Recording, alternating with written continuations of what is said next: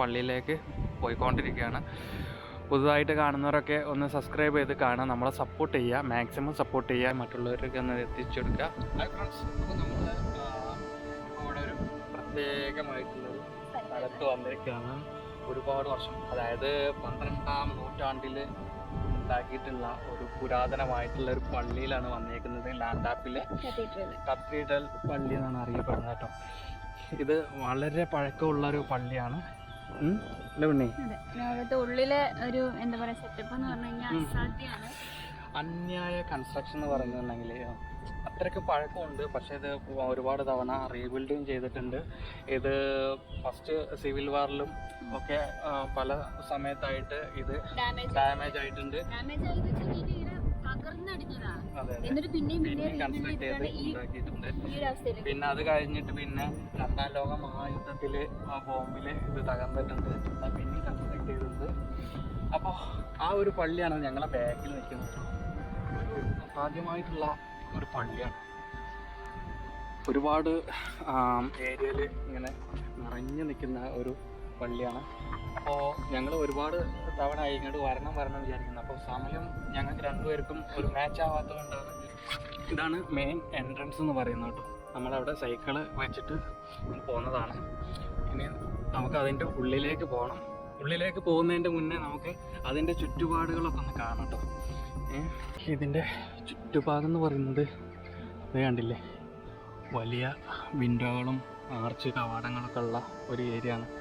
പിന്നെ ഇതാ ഇവിടെ ചുറ്റും നല്ല നല്ല പുൽത്തകിടിയും പിന്നെ എന്തേ കണ്ടില്ലേ, ഇവിടുത്തെ ഒരു പ്രത്യേക തരം ഒരു മരമാണ്. ആ മരത്തിൽ മൊത്തം ഇതേപോലത്തെ പൂവാണ്. അതും നല്ലൊരു ഭംഗിയാണ്. ഇപ്പോൾ ഏകദേശം എല്ലാ മരത്തിലും ഇതേപോലെ പൂക്കൾ വന്നു തുടങ്ങിയിട്ടുണ്ട്. ഇവിടെ ചെറിയ ചെറിയ പൂക്കളും റോസാപ്പൂവും ഒക്കെ ചെറിയ ചട്ടിയിലൊക്കെ ആയിട്ട് വെച്ച് പിടിപ്പിച്ചുകൊണ്ടിരിക്കുന്നുണ്ട്. അതിൻ്റെ ചുറ്റുപാടും സെമിത്തേരീസാണ്. ഇതൊക്കെ സെമിത്തേരികളാണ്. ഇതൊക്കെ സെമിത്തേരിയാണ്, പഴയ സെമിത്തേരീസാണ് ഇതൊക്കെ. ഇതിൻ്റെ അപ്പുറത്ത് ഒരുപാട് അതില് അത്രയ്ക്കും പഴക്കം ഉണ്ടായതുകൊണ്ട് ഒന്നും ഇവിടെ ലെറ്റർ കൊടുത്തിട്ടുണ്ട്. പക്ഷേ ഇത് വല്ലാതെ വ്യക്തമാവുന്നില്ല. എല്ലാം അതിൻ്റെ ഇയറൊക്കെ കൊടുത്തിട്ടുണ്ട്. 12ാം നൂറ്റാണ്ടെന്നൊക്കെ പറയുമ്പോൾ എത്ര പഴക്കം വന്നതാണ്. പിന്നെ ഇതിൻ്റെ ഒരു പ്രത്യേകത എന്ന് വെച്ചിട്ടുണ്ടെങ്കിൽ ഈ പെയിൻറ്റിങ് ഇല്ല, ഫുൾ കല്ലിൻ്റെ ആ ഒരു സ്ട്രക്ചറാണ് ഇതിൻ്റെ ബ്യൂട്ടി എന്ന് പറയുന്നത്. പെയിൻറ്റിങ് ആയിട്ട് ഇവിടെ ഒന്നും കാണുന്നില്ല. ഫ്രണ്ടിൽ കാണുന്ന ഒരു ടവറാണിത്, നല്ല പൊക്കത്തിലിരിക്കുന്ന tower.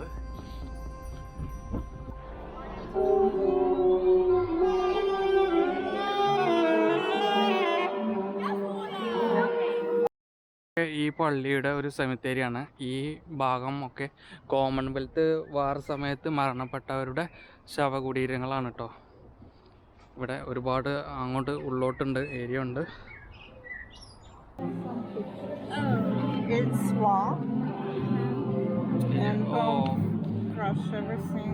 Second World War? In the World War it is damaged. The Second World War, it's 1941, maybe 40. Yeah. You might take a picture. It's a reconstruction. Yeah. It's was problem there. And then it's Again. It's interesting.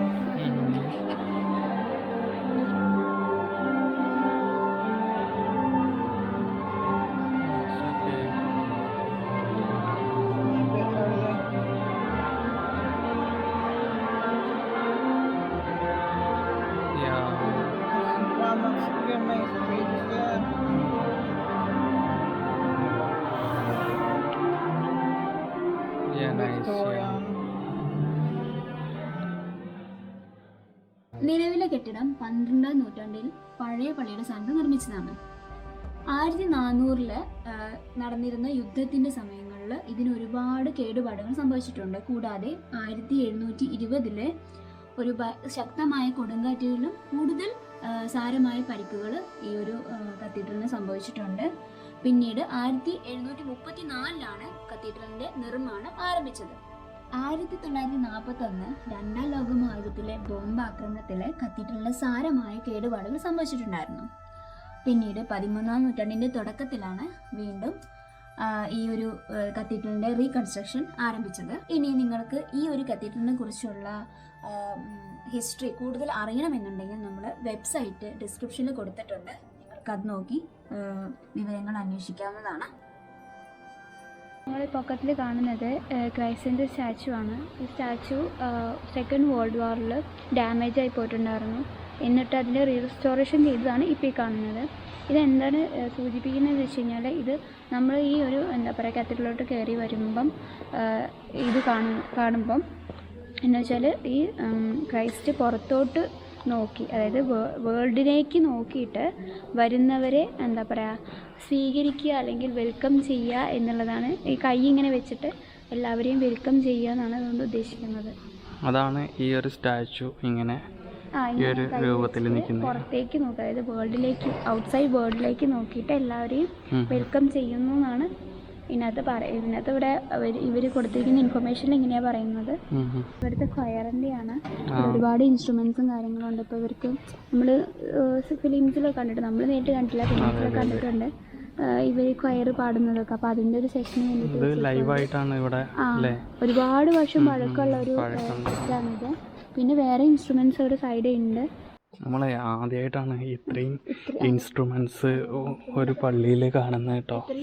ഞാൻ ആദ്യമായിട്ടാണ് architect ആയിട്ടുള്ള ഒരു സംഭവം കാണുന്നത് ആദ്യമായിട്ടാണ്. പക്ക silent ആണ്. അതെ, silent ആയതുകൊണ്ട് നമുക്ക് കൂടുതൽ ഒച്ചത്തിൽ സംസാരിക്കാനും പറ്റില്ല. ഇത് വേറൊരു ഇൻസ്ട്രുമെന്റ് ആണല്ലേ.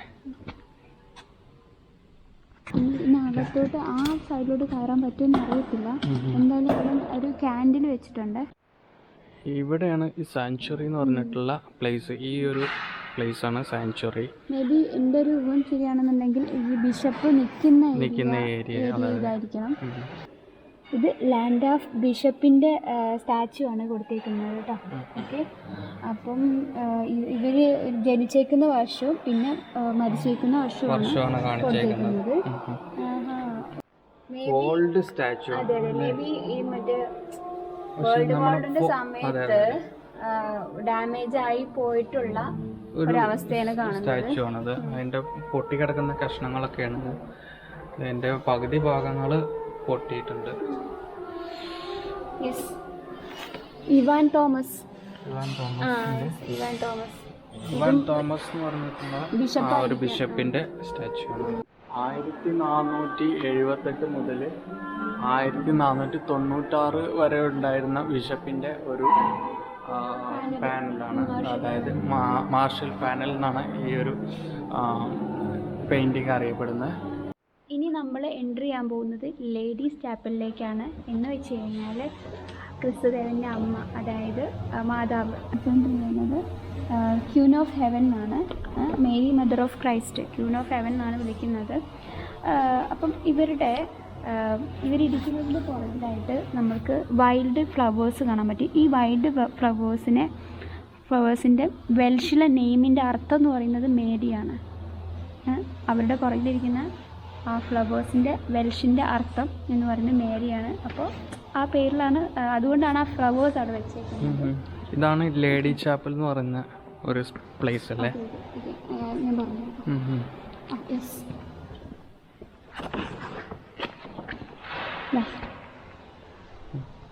അപ്പോൾ ഇതാണ് ലേഡി ചാപ്പൽ. നമ്മുടെ ക്യൂൻ ഓഫ് ഹെവൻ എന്ന് പറയുന്നത് നമ്മുടെ ക്രൈസ്റ്റിൻ്റെ മദറാണിത്. അപ്പം ഇദ്ദേഹത്തിൻ്റെ സൈഡിൽ ഇരിക്കുന്ന ഈ ഗോൾഡൻ ഫ്ലവേഴ്സ് ഉണ്ടല്ലോ, ഈ ഫ്ലവേഴ്സിനെ വെൽഷിൽ അതിൻ്റെ മീനിങ് ആണ് മേരിയെന്ന്. അതുകൊണ്ടാണ് ഈ ഫ്ലവേഴ്സിൻ്റെ സൈഡിൽ വെച്ചിട്ടുള്ളത്. പിന്നെ ഇവരുടെ സ്റ്റോറി മൊത്തം റിഫ്ലക്റ്റ് ചെയ്യുന്നതാണ് ഈ പുറകെ ഇരിക്കുന്ന ഈ ഗ്ലാസ് പെയിൻസിലൊക്കെ ഇവരുടെ സ്റ്റോറി റിഫ്ലക്റ്റ് ചെയ്യുന്നു എന്നാണ് അതിനകത്ത് ഇൻഫർമേഷനിൽ കൊടുത്തിട്ടുള്ളത്. ഓക്കെ, നമ്മുടെ നാട്ടിലൊക്കെ തന്നെ പോലെ തന്നെ മാതാവ് കുഞ്ഞിനെ എടുത്തിരിക്കുന്ന ആ ഒരു സ്റ്റാച്ചു തന്നെയാണ് ഇവിടെ ഉള്ളത്. കയറി വന്ന ഏരിയയുടെ അതിൻ്റെ പുറകുവശമാണ്, ഓപ്പോസിറ്റാണിത്. ഓക്കെ, സെയിം ക്രൈസ്റ്റിൻ്റെ സ്റ്റാച്ചു അവിടെയാണ് നിൽക്കുന്നത്. ഇതൊക്കെ ഒരു ഒരൊറ്റ സ്ട്രക്ചറുള്ളൊരു കത്തീഡ്രലാണ്. പിന്നെ ഇതേ ആക്ച്വലി ഇത് ആർട്ടിഫിഷ്യലാണെന്ന് തോന്നുന്നുണ്ട്. ക്യാൻഡിൽ നല്ല ഭംഗിയുണ്ട് കാണാനായിട്ട്. ക്യാൻഡിൽ വെച്ചേക്കുന്ന ആ ഒരു സ്റ്റൈലും കാര്യങ്ങളൊക്കെ. പെയിൻറ്റിങ്സും കാര്യങ്ങളൊക്കെ റൂഫിലൊക്കെ കൊടുത്തേക്കുന്ന പെയിൻറ്റിങ്സും പ്രൂഫിൽ ഈ വീഡിയോയിൽ എത്രത്തോളം നന്നായിട്ട് കാണാൻ പറ്റുമെന്ന് അറിയില്ല. വോളിൽ നമുക്ക് കാണാൻ പറ്റുന്നുണ്ടല്ല, വോളിലല്ല എം എന്ന് കൊടുത്തിട്ടുണ്ട്. മേരിയുടെ എം എന്നാണ് ഇവിടെ കൊടുത്തിട്ടുണ്ട്. പിന്നെ അതിൻ്റെ ക്രൗണും കൊടുത്തിട്ടുണ്ട്. മേരിയുടെ എം ആണ് കൊടുത്തിട്ടുണ്ട്. എം കൊടുത്തിട്ട് ഒരു പാറ്റേൺ ആയിട്ടാണ് ഈ വാളിലൊക്കെ പെയിന്റ് ചെയ്തിട്ടുള്ളത്.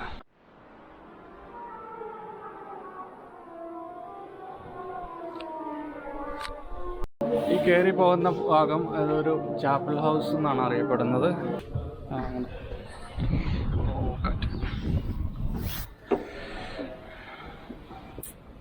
അടിപൊളി. അപ്പോൾ നമ്മുടെ പള്ളിയുടെ വീഡിയോ നിങ്ങൾക്ക് ഇഷ്ടപ്പെട്ടെന്ന് കരുതുന്നു. അപ്പോൾ ഇതുപോലുള്ള പുതിയ പുതിയ വീഡിയോകൾ നമുക്ക് വീണ്ടും ഇടാനാണ്.